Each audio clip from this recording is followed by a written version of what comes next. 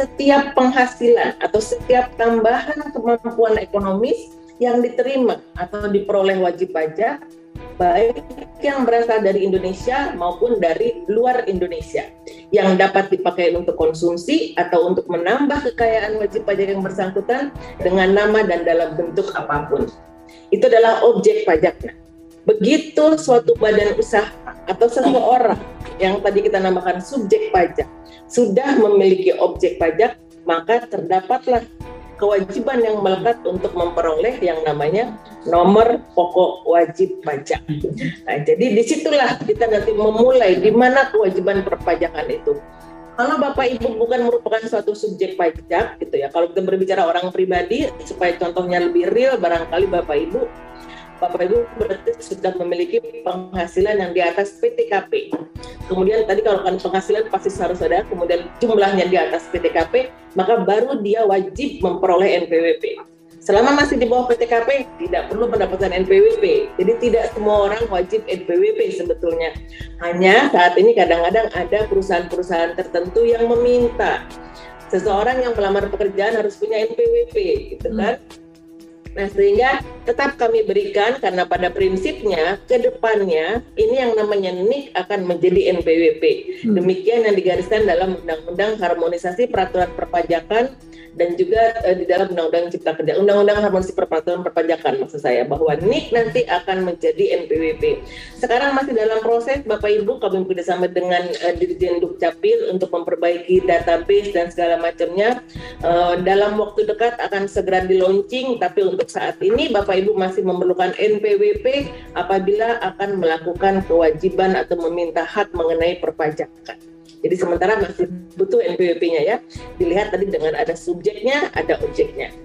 Nah, kewajibannya apa nih kalau sudah punya NPWP? Tadi sebagai kalau sudah memenuhi persyaratan berarti harus daftar dulu. Daftar untuk memperoleh NPWP jika sudah memenuhi syarat objektif dan subjektif. Kemudian nanti Bapak Ibu harus menghitung pajak yang dibayar, kemudian berikutnya adalah membayar pajak yang seharusnya dibayar tadi yang sudah dihitung, dan terakhir adalah melaporkan seluruh kegiatan usahanya dalam surat pemberitahuan atau SPT, baik itu masa, tahunan, sesuai dengan kondisi yang sebenarnya. Nah, Bapak Ibu, DHBL ini yang kami katakan sebagai kewajiban pajak ya, yang dasar-dasar perpajakan harus itu Bapak Ibu semuanya adalah daftar, hitung, bayar, lapor. Di Indonesia kita menganut namanya sistem self assessment. Jadi Bapak Ibu harus melakukan semuanya sendiri. Kami belum mengetahui atau belum memiliki informasi yang cukup untuk melihat siapa saja yang sudah memenuhi tadi kewajiban untuk mendaftarkan. Karena masing-masing subjek informasi di negara kita belum terintegrasi, kami tidak bisa mengetahui siapa saja pihak-pihak yang memiliki objek pajak. Sehingga apa kewajibannya ada pada wajib pajak sendiri. Negara memberikan kepercayaan kepada wajib pajak untuk bisa kepada masyarakat untuk bisa mendaftarkan diri menjadi wajib pajak, kemudian nanti menghitungnya juga sendiri, melakukan pembayaran juga sendiri, dan melaporkannya sendiri tanpa dibantu oleh Direktorat Jenderal Pajak, kecuali memang dibutuhkan. Nah, gitu kan. Bagaimana cara mendaftarkan diri untuk memperoleh NPWP? NPWP itu saya yakin semua sudah tahu ya, nomor pokok wajib pajak. Sebetulnya merupakan ini sarana administrasi saja dalam perpajakan. Jadi supaya Bapak Ibu bisa memperoleh memperoleh informasi barangkali atau ingin mendapatkan edukasi, ingin nanti kalau misalnya ternyata bayar pajaknya kelebihan minta kembali. Nah, ini kita harus punya NPWP supaya sebagai sarana administrasi kami mengetahui Bapak Ibu semuanya itu sebagai apa? Sebagai orang pribadi kah, sebagai badan usaha kah, atau sebagai BUMDes misalnya. Daftarnya bisa di KPP atau di KP 2KP. Ini seluruh Indonesia sampai dengan pelosok ini ada banyak sekali. Kalau bicara KPP ada sekitar 350-an, KP 2KP ada sekitar 200. Jadi ada unit sekitar 500 lebih ya unit Direktorat Jenderal Pajak yang bisa melayani Bapak Ibu di seluruh Indonesia. Namun untuk saat ini kami sangat menyarankan Bapak Ibu melakukan pendaftaran melalui e-registration atau secara online gitu ya. Kalau daftar secara online itu melalui ada alamatnya tertera di situ https://ireg.pajak.go.id. Lakukan secara online karena akan langsung mendapatkan NPWP yang dimintanya.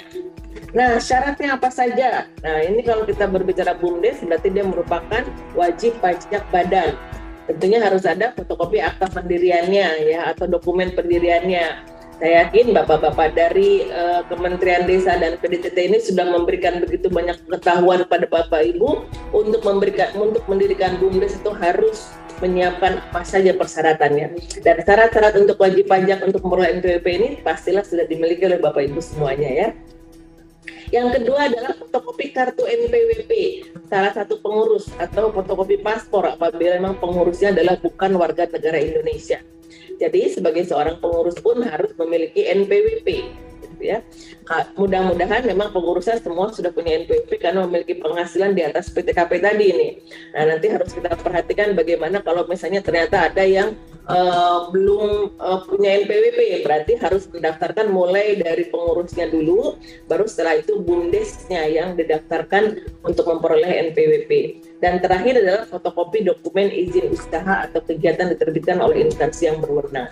Nah, walaupun nanti diberikan secara online, secara e-registration, Bapak Ibu harus tetap mengirimkan. Jadi kalau daftarnya e-reg, nanti persyaratan ini dikirimkan ke KPP sebagai bentuk validasi dari kami semua bahwa memang itu merupakan benar-benar merupakan suatu badan usaha yang bisa diberikan NPWP. Namun dalam e-reg tadi, kalau secara online, Bapak Ibu dapat memperoleh nomor NPWP-nya hanya akan diaktifasi setelah persyaratan ini semua diperoleh oleh KPP. Jadi seperti itu ya.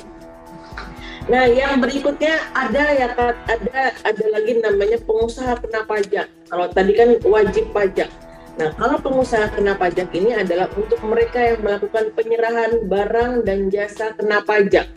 Jadi di Indonesia ini ada yang namanya barang kena pajak, ada jasa kena pajak. Tapi ada juga yang memang dibebaskan atau tidak dikenakan pajak. Ini berkaitan dengan namanya pajak pertambahan nilai. Kalau tadi kita berbicara mengenai pajak penghasilan, ini mengenai pajak pertambahan nilai, yaitu menjadi pengusaha kena pajak. Ada batasannya, apabila dia lebih dari 4,8 miliar, maka dia wajib dikukuhkan sebagai pengusaha kena pajak.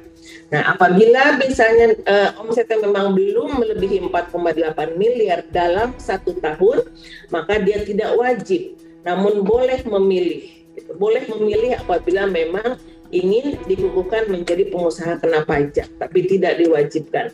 Nah, untuk BUMDes, mudah-mudahan nanti saya doakan omsetnya lebih dari 4,8 miliar semuanya nih per tahunnya, sehingga semua bisa menjadi pengusaha kena pajak dan bisa berkontribusi lebih kepada negara. Namun apabila belum, ya memang tidak perlu didaftarkan atau dikukuhkan menjadi pengusaha kena pajak.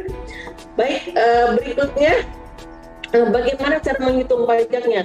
Kalau ini sebenarnya akan jadi panjang kalau kita berbicara ini sekarang. Nanti akan ada kelas berikutnya seperti disampaikan oleh Pak Nugroho tadi, kita khusus belajar bagaimana menghitung pajaknya.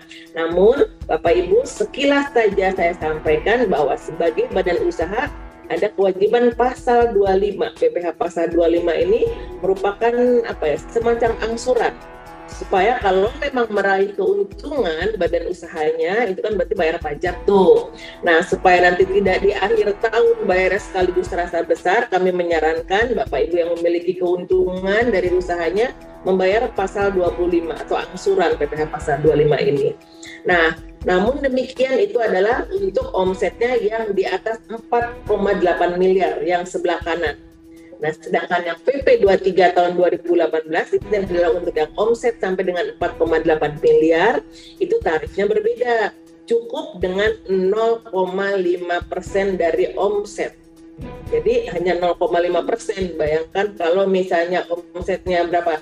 100 juta, berarti Bapak Ibu hanya membayar 100.000, gitu kan? Betul ya, 500.000, mohon maaf, 500.000 per tahun, 100 juta.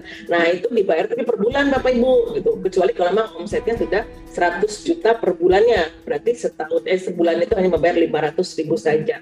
Dan itu sifatnya final, tidak melihat apakah Bapak Ibu mengalami kerugian atau keuntungan. Selama ada omset, maka 0,5% dihitung dari omset. Kalau yang tadi di sebelah kanan dengan omset 4,8 miliar, berarti kita harus melihat dulu apakah ada keuntungan di dalam perusahaan. Kalau ada keuntungan, maka akan dikenakan tarif yang berikutnya mengenai PPh badan. Nah, atau kalau misalnya Bapak Ibu mengalami kerugian, maka dia tidak perlu membayar pajak gitu. Kalau memang dengan di atas 4,8 tadi berarti harus ada pembukuannya.